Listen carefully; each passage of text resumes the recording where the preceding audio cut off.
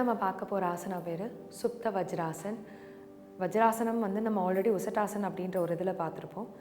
நிறைய பார்த்தீங்கன்னா இப்போ இருக்கிற ட்ரெண்டு வஜ்ராசனத்தில் தான் இப்போ உட்காடுறாங்க. நிறைய பேர் நார்மலாக உட்கார்றது கிடையாது. இப்போ இந்த வஜ்ராசனம் எல்லாத்துலேயுமே இருக்குது, எல்லா ரிலீஜியஸ் இதுலேயும் இருக்குது. நான் அது ரிலீஜியஸ்டிக்காக பேச விரும்பலை, பட் இருந்தாலும் இந்த 3 மதத்துலேயும் இருக்குது.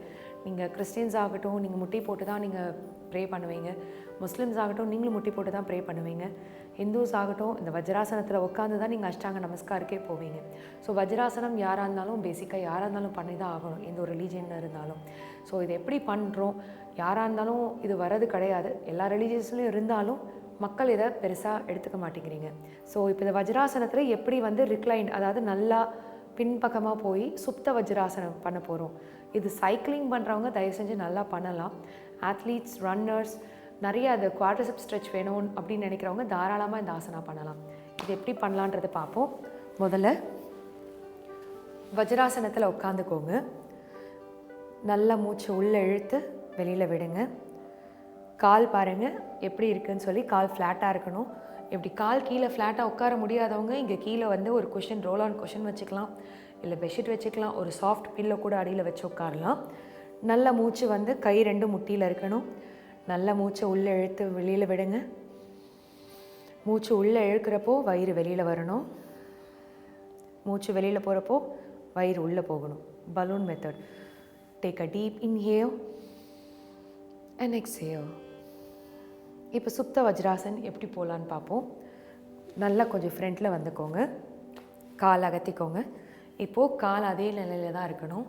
பொறுமையாக பின்னாடி சாய்ங்க. பின்னாடி சாய சாய உங்களுக்கு இங்கே ஸ்ட்ரெச்சஸ் கிடைக்கும்.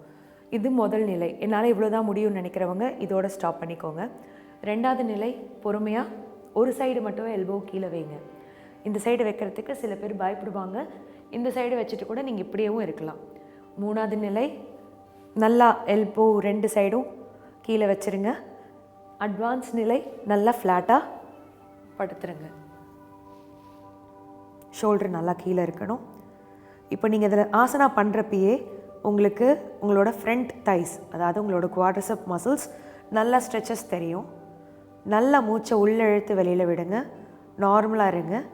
கை வேணும்னா மேலே உயர்த்திக்கலாம். எல்போ லாக் பண்ணிக்கோங்க. இது 50லேருந்து 100 எண்ணிக்கை தாராளமாக இருக்கலாம். சைக்கிளிங் போகிறவங்க பிஃபோர் சைக்கிளிங், ஆஃப்டர் சைக்கிளிங் இந்த ஆசனா பண்ணாலே உங்களுக்கு கால் ஸ்ட்ரெச்சஸ் நல்லா கிடைக்கும். கால் கேட்ச் ஆகாது. அதாவது தண்ணி சரியாக குடிக்காமல் நல்லா உணவு இல்லாதவங்களுக்கு ஈஸியாக மூச்சு அங்கங்கே லாக் ஆகிக்கும்.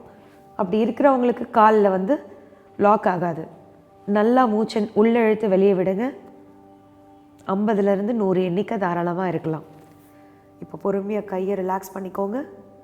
ஸ்லோவாக எப்படி இறங்குனீங்களோ அதே மாதிரி வரணும். Elbow down.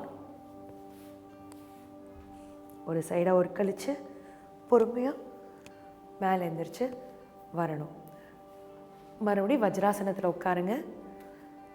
கை 2ம் முட்டி மேலே வச்சுக்கோங்க. நல்ல மூச்சு இழுத்து வெளியில் விடுங்க.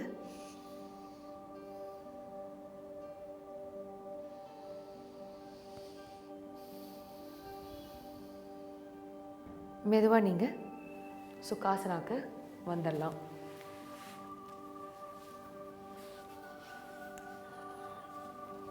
இந்த ஆசனா கர்ப்பிணி பெண்கள் பண்ண வேண்டாம். இது உசட்டாசனாவோடு நிறுத்திக்கோங்க. சுப்த வஜ்ராசன் ஆத்லீட்ஸ் எல்லோரும் பண்ணலாம். யாருக்கெல்லாம் ஃப்ரண்ட் தைஸ் ஸ்ட்ரெச்சஸ் வேணும், எங்களுக்கு கால் உள்ளங்கால்லாம் நல்லா இருக்குது, பட் மேலே இருக்கிற கால் மட்டும் நல்லா பாடி ஷேப்பே இல்லாத இருக்குது அப்படின்னு சொல்கிறவங்க தாராளமாக இந்த ஆசனா பண்ணலாம். நிறைய பேருக்கு இது பண்ணுறதுக்கு கொஞ்சம் கஷ்டமாக இருக்கும். முடிஞ்ச அளவுக்கு சப்போர்ட் எடுத்து பண்ணுங்கள். இந்த ஆசனா பண்ணிங்கன்னா வயிறும் குறையும், கால் தொடையும் குறையும். இதோட உங்களுக்கு புது ஆசனாவோட மறுபடியும் நான் பார்க்குறேன். நன்றி. நம்மள நிறைய பேருக்கு முகம் ஒரு கலரில் இருக்கும், கழுத்து ஒரு கலரில் இருக்கும்.